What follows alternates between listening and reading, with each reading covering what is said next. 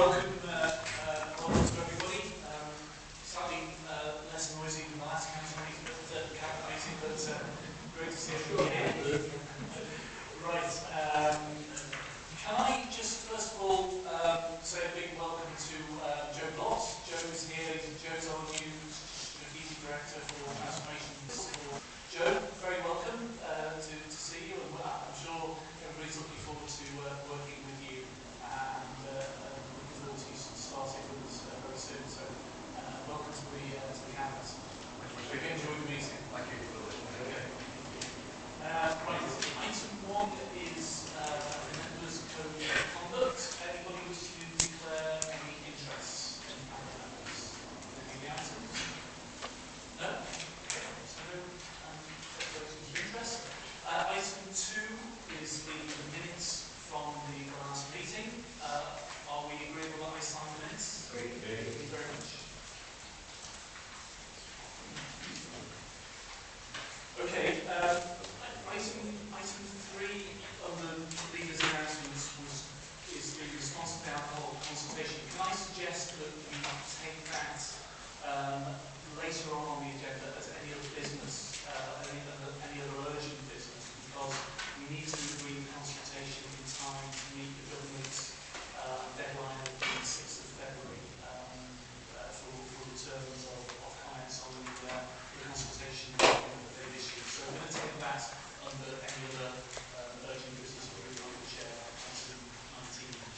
Okay? Okay, thank you.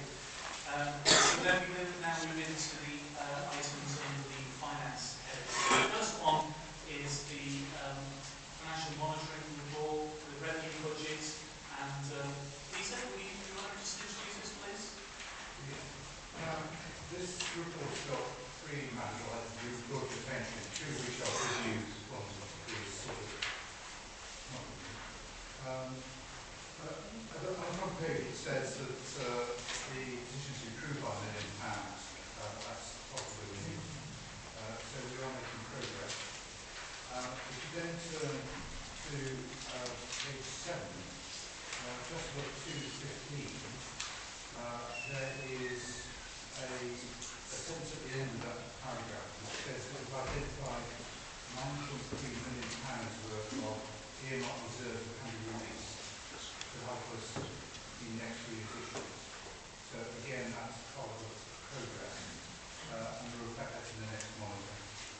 The bit of news which isn't so hot is if you turn to page 10, you will see there at 3.2 a table which says that the underlying problems of our budget,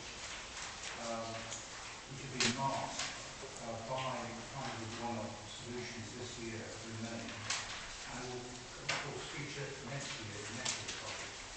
So there's a link between this monitor and what will happen in the budget making process over the next few weeks. And that's the connection, that's the importance of this report. Okay, thanks for that, Peter. I just want to make a few comments on this report, if I may. I think first of all, it's pleasing to see that the overspend for this year has come down further to 77 million, which is set out in paragraph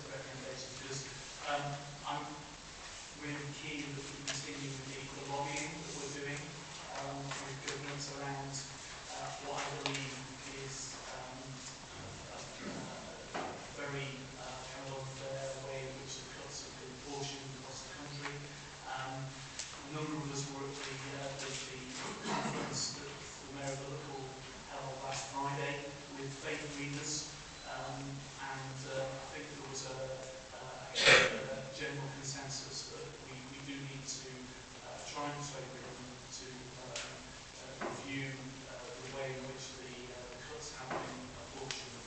And I know the Bishop of Liverpool, Bishop James Jones, is seeking a meeting with the Prime Minister, and he's going to lead a delegation of faith leaders around the way in which the cuts have particularly hit northern authorities. There's also some recent work being done by SCOMA, which some colleagues may have seen, which show that even on the government's measure of funding reductions, the revenue spending power, if you look at the 47 SCOMA authorities, Wirral is the worst affected.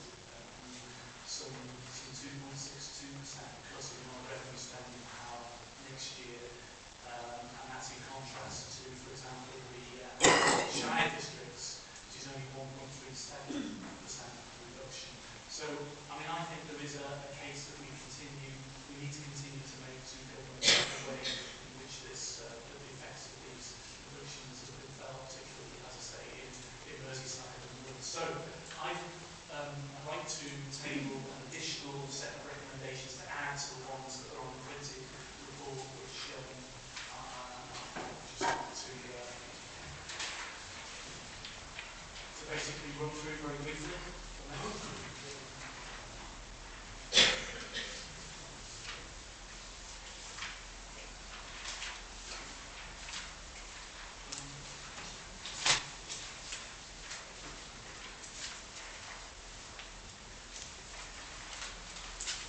Okay, so very briefly, this is in addition to the recommendations of 12.1.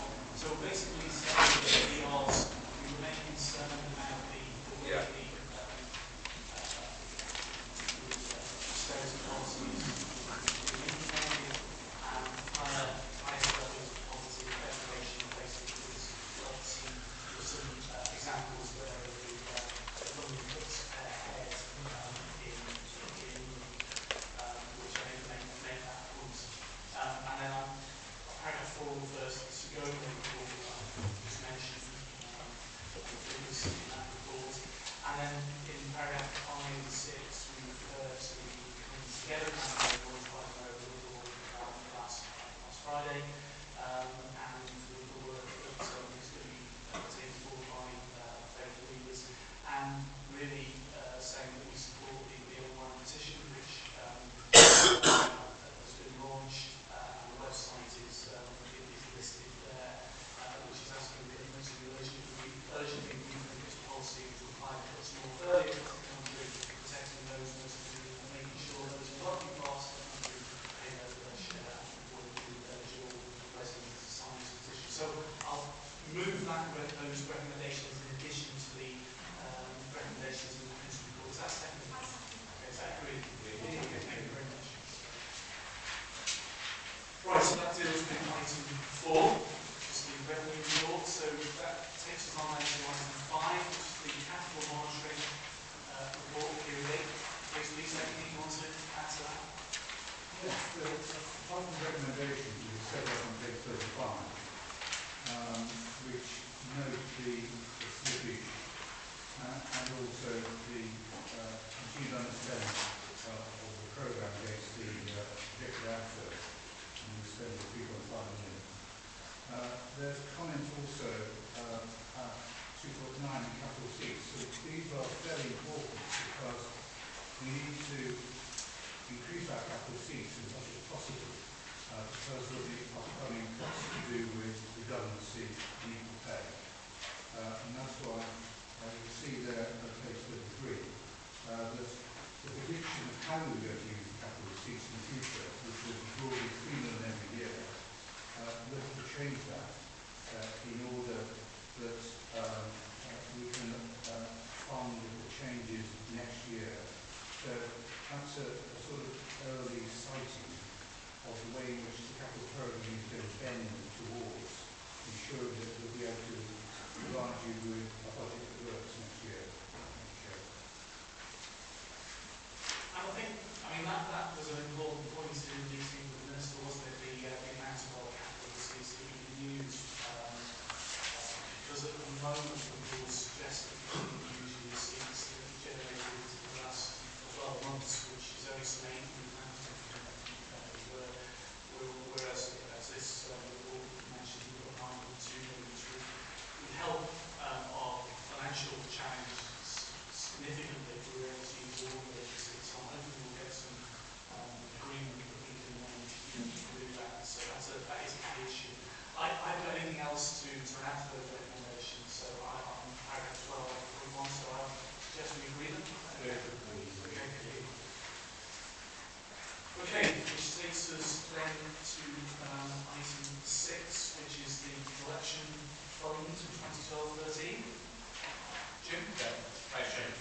The report before you, Chairman, the council is required to maintain a collection fund separate from other accounts, and we maintain that on behalf of ourselves, the police authority and the fire and rescue authority. Each year we've got to estimate what the potential surplus and deficit is, and that effect is paid at a year in arrear. Last year, 11-12, we had a surplus of 2.3 million, and you can see the distribution of that in the appendix, page 45. Distribution set out in the bottom section. This year, Chairman, the main reason for the surplus last year was a windfall in terms of council tax on empty properties. This year, we already see that our collection rate is down by 0.5%, so we're increasing the bad debt provision, Chairman, and overall we're showing that the collection fund will break even in 12-13, so there will be no surplus or deficit to impact on the council's accounts for next year. This is in line with our previous projection. The details set out at Appendix 1, Chairman, and the recommendation is that we note the position and approve nil balance on the collection fund at the year end. Okay, I think that's fairly self-explanatory, so can we agree that recommendation? I agree, thanks Jim.